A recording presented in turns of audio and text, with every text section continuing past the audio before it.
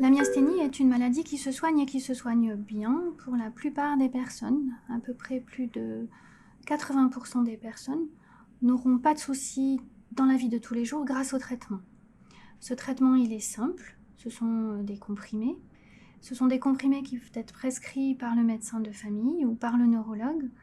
Je dirais que pour, en tous les cas, l'initiation du traitement et les adaptations, le plus simple est quand même le neurologue qui connaît mieux les traitements, tout simplement parce qu'il est plus souvent en contact avec la maladie que ne peut l'être le médecin de famille.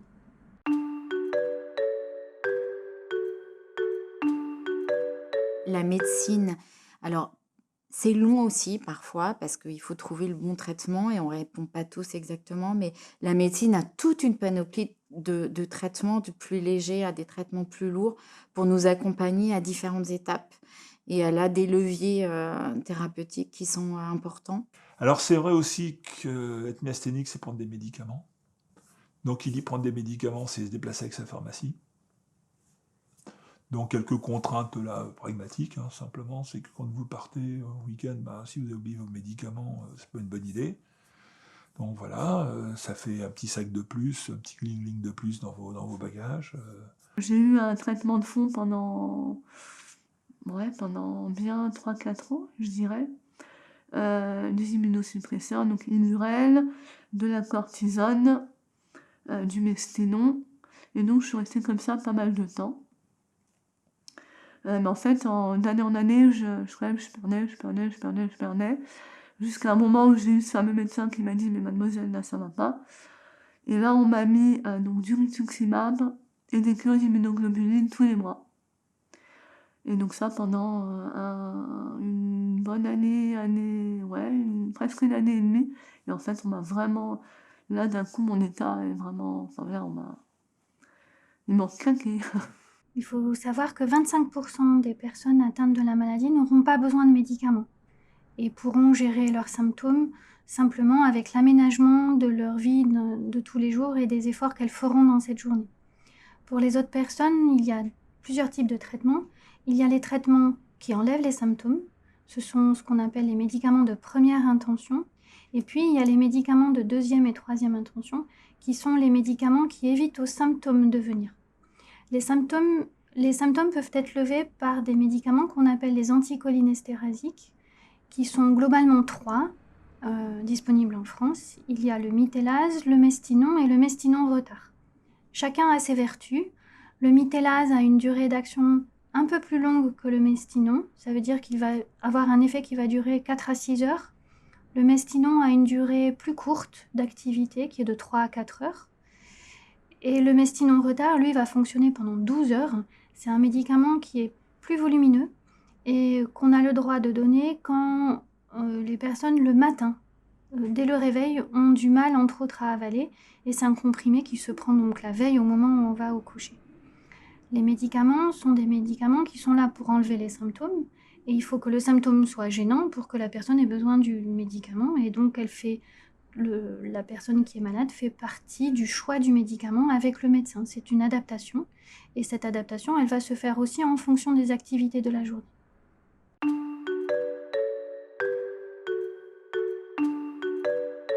Il y a aussi d'autres types de médicaments qui sont les médicaments de deuxième ligne et de troisième ligne qui vont venir en aide si besoin, qui ne sont pas obligatoires. Il y a également ce qu'on appelle la meilleure connaissance de la maladie, ce qui est l'éducation thérapeutique, qui est vraiment l'apprentissage d'une connaissance de la maladie qui permet, quand on est porteur d'une maladie chronique, d'apprendre à mieux la gérer, à identifier ses besoins également. Grenoble a un programme d'éducation thérapeutique pour la myasthénie depuis 2015. Nous avons diffusé toutes nos données, nos programmes et notre façon de faire au sein de la filière Philnemus. Nos collègues de Strasbourg développent également un programme sur place, mais la plupart des médecins sont formés à ce qu'on appelle l'entretien individuel et ont appris vraisemblablement à mieux parler plus simplement pour donner une information juste et éclairée aux personnes malades.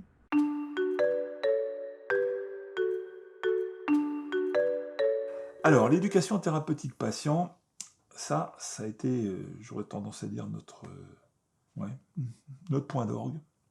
c'est que nous avons été sollicités par l'équipe de Grenoble, par l'équipe du CHU de Grenoble, en l'occurrence le docteur Lagrange, qui souhaitait mettre en place cette fameuse éducation thérapeutique et qui, pour cela, avait besoin d'une association de patients. Donc nous avons été invités à collaborer au travail du groupe de projet. Voilà. Donc ça s'est passé sur plusieurs années, parce que c'est quand même un travail énorme, hein, qui se fait. L'objectif étant effectivement de pouvoir proposer aux malades myasthéniques, en fonction de leurs contraintes, donc en l'occurrence sur un format plutôt en demi-journée longue qu'en journée pleine, puisque quand on est myasthénique, on a besoin de périodes de repos, des thématiques bien précises. Bon, là, je pense que le docteur Lagrange vous en parlerait mieux que moi. L'éducation thérapeutique, c'est une autre vision de la médecine où il n'y a pas de dogme et où les besoins de la personne malade sont pris en compte. Et c'est cette personne malade qui va identifier ses besoins et toute l'équipe a pour mission de répondre à ce besoin d'information ou d'apprentissage. Le groupe en lui-même peut être un moyen d'apprentissage, c'est qu'on apprend les uns des autres, c'est ce qu'on devient tous pairs, PAIR, on devient tous solidaires et on apprend les uns des autres, que ce soit l'équipe soignante ou les personnes malades. Et les équipes médicales, d'ailleurs, apprennent beaucoup à écouter les personnes qui sont malades. Ben, simplement, ce que je peux dire, c'est que globalement, on avait une thématique sur la maladie, de manière générale, une thématique sur les traitements, une thématique sur l'activité physique, une thématique sur l'administration, l'administratif, qu'est-ce qui se passe quand j'ai besoin de faire des démarches, etc. Et un volet plus humain, entre guillemets, sur un échange d'expériences et sur le poids psychologique que peut représenter la maladie en elle-même. Voilà. L'idée étant de pouvoir donner de l'information aux patients, leur permettre de se prendre en charge, parce qu'en fait l'idée c'est ça au départ, c'est se prendre en charge, savoir comment réagir, quoi faire en cas d'eux, et surtout éviter, autant que faire se peut, la crise, par une bonne compréhension de ce qui se passe, et donc voilà. Et l'objectif final, quelque part, entre guillemets, c'est éviter, ou en tout cas limiter les réhospitalisations en urgence.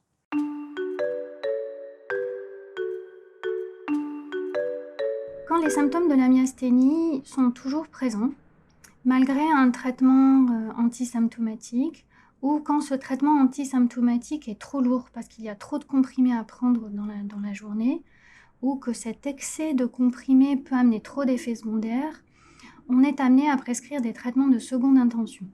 Ces traitements de seconde intention, ils viennent en complément de ceux des premières intentions et ils sont là pour essayer de diminuer leur dose à la journée. Ce sont deux types de traitements, les corticoïdes d'une part et puis les immunosuppresseurs. Tous les deux agissent dans l'idée qu'ils diminuent l'ambiance inflammatoire de la maladie et diminuent cet aspect qu'on a précédemment évoqué, qui est la maladie auto-immune. Chacun a des avantages et des inconvénients et des effets secondaires, et donc l'idée est plutôt de proposer aux patients un choix en expliquant le bénéfice de l'un par rapport à l'autre, et c'est un choix qui se fait de manière concertée avec le médecin. Tous sont à prendre de manière orale, donc ils n'impliquent pas de venir à l'hôpital pour les prendre, sauf les corticoïdes, puisque les corticoïdes sont très particuliers. C'est à la fois un traitement dit de fond de deuxième ligne, mais c'est aussi un traitement qui, pendant les premiers jours, peut aggraver les symptômes de la maladie. Et donc l'introduction de ces corticoïdes dans le traitement se fait en milieu hospitalier pour pouvoir prévenir une aggravation en cas. Ce qui implique aussi que ce traitement corticoïde, qui est un traitement bénéfique à la maladie, ne puisse pas être donné pour d'autres maladies sans l'accord du médecin spécialisé dans la maladie. Donc, je suis sortie de la poussée à force de traitement. Donc, à ce moment-là, cortisone à haute dose, qui est ce qui m'a sortie de la poussée. La mise en place d'un immunosuppresseur, mais un immunosuppresseur, c'est des mois à faire effet. Donc, ce qui a été bénéfique d'emblée, c'est le Mestinon et puis la cortisone. Donc, il a fallu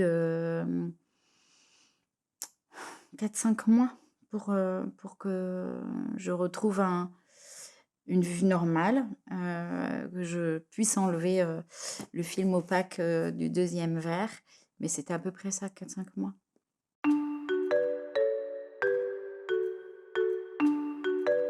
Assez souvent, ça a été le cas de la deuxième poussée, pas de la première, mais assez souvent, il y a des traitements dits d'attaque qui sont les cures d'immunoglobulines ou les échanges, on appelle ça plasmaphérèse, où en fait, c'est deux procédés différents, je ne vais pas rentrer dans les détails, mais globalement, en fait, on nettoie le sang des auto-anticorps, puisque la myasthénie, c'est une maladie auto-immune, et donc c'est le corps qui se met qui se met à fabriquer des anticorps contre lui-même, donc qui considère le corps comme un étranger et qui se met à fabriquer des auto-anticorps. Et donc ces deux soins, c'est des soins qui nettoient le sang des auto-anticorps nocifs et qui permettent de récupérer. Alors ça n'a un bénéfice que temporaire, puisque c'est le temps de renouvellement du sang. Après, quand on renouvelle son sang, les auto-anticorps reviennent. Mais en tout cas, ça peut permettre de sortir de la poussée, et ça m'est arrivé pour certaines poussées. Quand ces traitements de première intention ou ces traitements de deuxième intention ne suffisent pas, on est amené à proposer une troisième ligne de traitement. Cette troisième ligne de traitement, on peut la catégoriser aussi en deux types. Je dirais il y a la crise myasthénique, la poussée dangereuse, qui va être traitée de manière très particulière, soit par des immunoglobulines, soit par des échanges plasmatiques. On a l'impression que les échanges plasmatiques sont plus efficaces que les immunoglobulines, et surtout les échanges plasmatiques lorsqu'ils sont réalisés dans une technique très particulière qui est la double colonne, donc il ne se fait malheureusement pas dans tous les hôpitaux français. Pour l'autre traitement qui est très particulier, qui s'appelle le rituximab, MabThera, c'est un traitement dit de troisième ligne, parce qu'il faut préparer la personne à son administration. C'est un médicament immunosuppresseur efficace, qui lui aussi a des effets secondaires, qu'on a tendance presque à commencer à prescrire en deuxième ligne, par son efficacité chez certaines personnes qui est vraiment remarquable.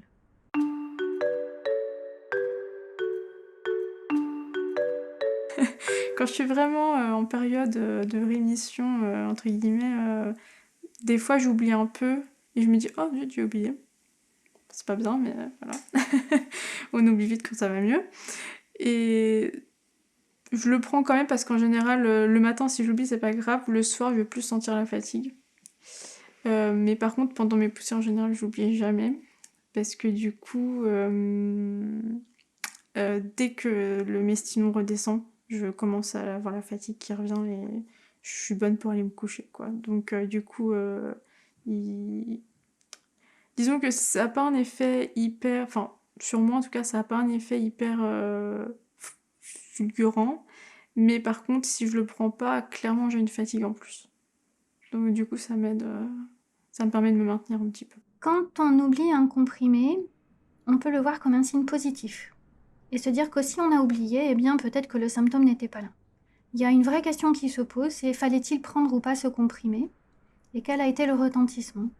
On sait que 25% des personnes myasthéniques vont pouvoir se passer un moment de leur vie de toute médication. Et donc, c'est l'occasion de se poser la question. Si le symptôme est là, et qu'on s'en rend compte parce que le symptôme revient, il faut prendre le comprimé à ce moment-là et décaler la prise des comprimés suivants. Il ne faut jamais prendre les comprimés deux par deux, ils ne seront pas plus efficaces, mais par contre, les effets secondaires vont être majorés et ça peut être très désagréable.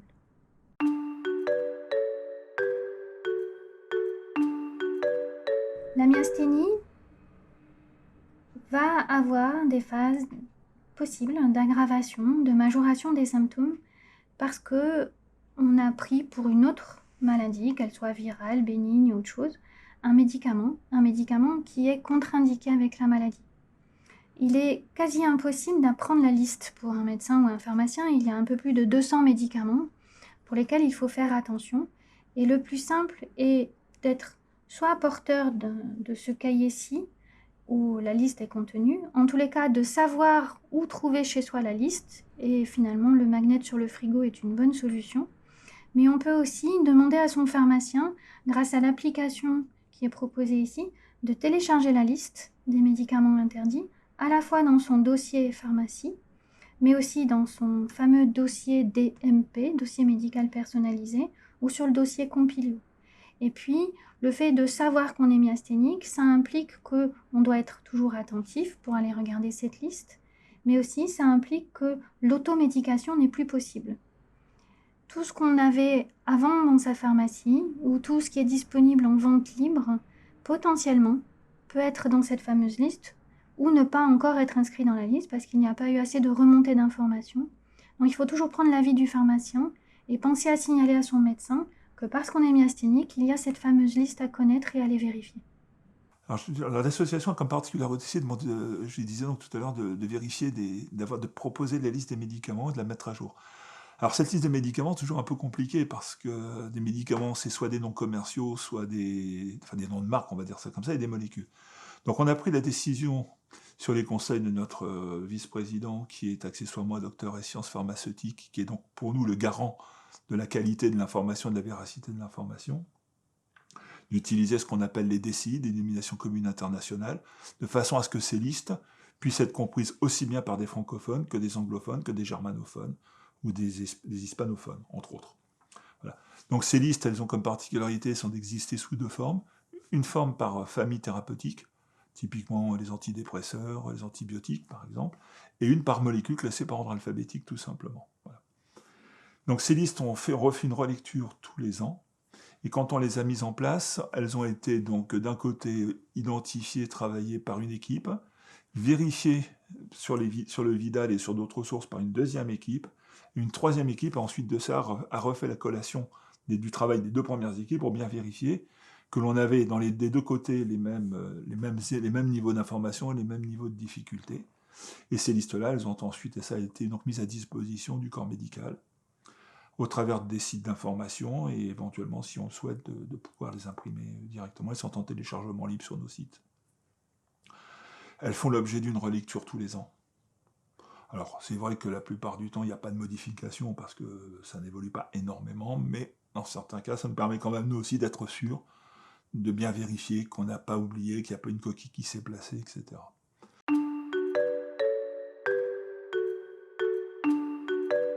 La myasthénie étant une maladie chronique, elle nécessite d'être évaluée régulièrement pour optimiser les traitements avec son médecin référent ou avec son neurologue.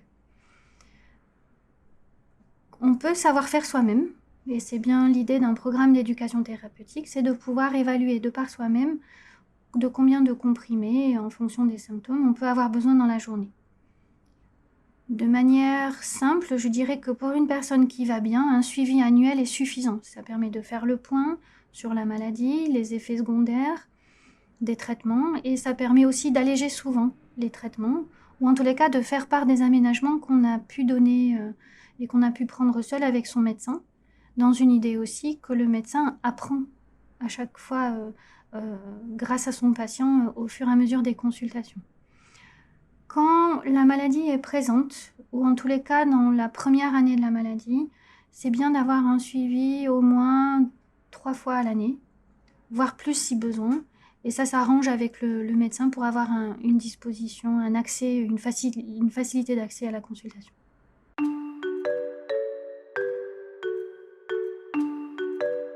La myasthénie est une maladie qui est fréquente, et cette fréquence amène la recherche à se développer, à la fois dans un axe qui est d'améliorer la gestion des symptômes dans la vie de tous les jours, mais aussi l'accès aux médicaments dits de deuxième et de troisième ligne. Il y a eu un essai thérapeutique de vaccin qui s'appelait Myastérix, mais qui s'est arrêté, et à ce jour, il n'y a pas de vaccin contre la maladie. Il y a une recherche qui est active, puisque dans le champ des maladies auto-immunes, la myasthénie peut bénéficier de l'expertise des autres maladies auto-immunes, et les médicaments qui sont essayés dans la polyarthrite rhumatoïde sont régulièrement essayés aussi pour la myasthénie. Il y a une piste intéressante, vraisemblablement, pour les patients qui sont en situation difficile vis-à-vis de la maladie, qui résistent aux deuxième et aux troisième lignes, dont les symptômes résistent. Il y a des protocoles de recherche qui commencent à faire émerger la possibilité d'une greffe de cellules souches, donc vraiment une greffe comme dans une maladie du sang, et les résultats sont vraiment très convaincants.